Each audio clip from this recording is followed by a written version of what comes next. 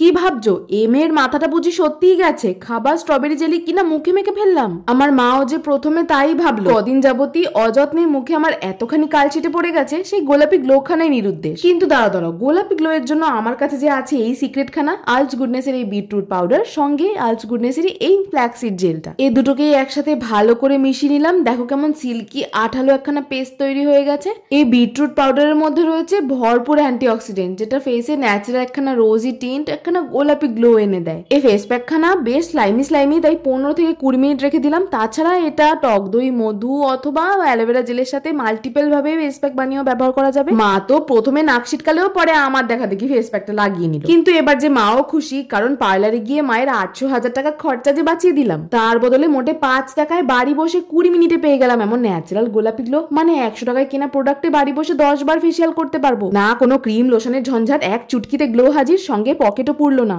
তোমরাই দেখে নাও face pack লাগানোর আগে আর পরে আমার ফেসের গ্লো খানা। আর পেলে অ্যাভেলেবেল পেয়ে যাবে, লিঙ্কটাও না হয় ট্যাগ করে দিলাম। রাধে রাধে।